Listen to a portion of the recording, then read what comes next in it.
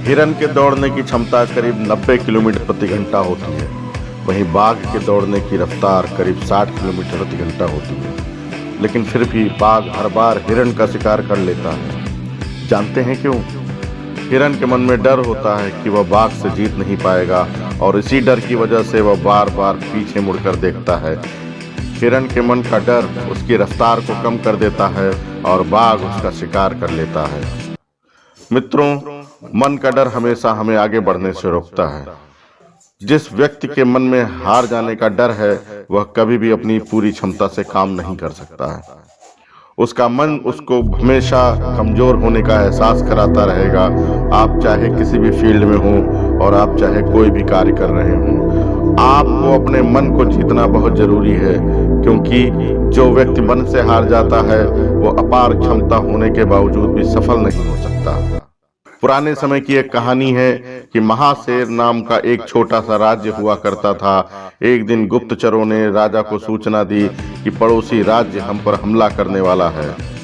गुप्तचरों ने बताया कि खबर एकदम पक्की है, सिर्फ 3 दिनों के भीतर पड़ोसी राज्य अपनी विशाल सेना के साथ हम पर हमला कर देगा और उनकी बड़ी सेना के आगे हमारा टिक पाना बेहद कठिन है।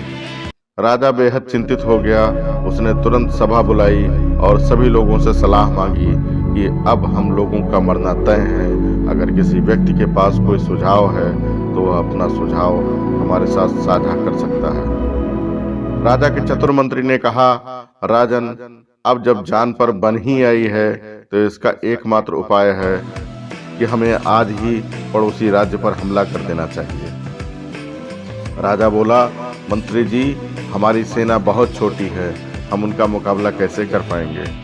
मंत्री बोला, राजन, पड़ोसी राज्य की अभी युद्ध की तैयारी नहीं है।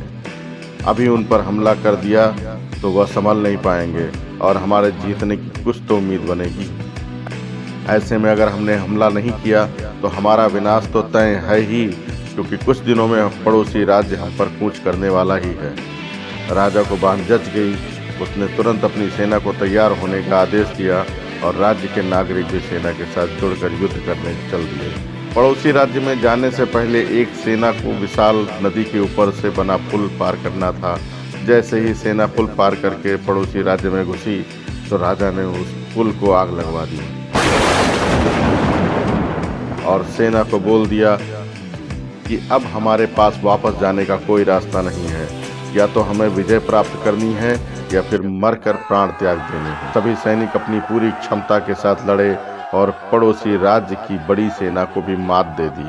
मित्रों, जैसे राजा ने अपनी सेना की असफलता के सभी रास्ते बंद कर दिए थे, ठीक वैसे ही आपको भी अपनी असफलता के सभी रास्ते बंद करने होंगे।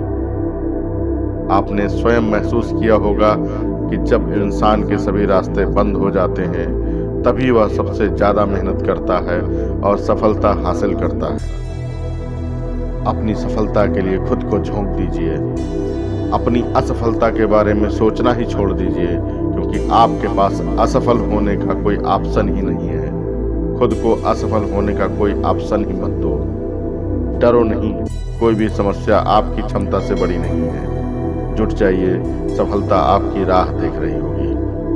मिलते हैं एक नए वीडियो के साथ, तब तक के लिए नमस्कार।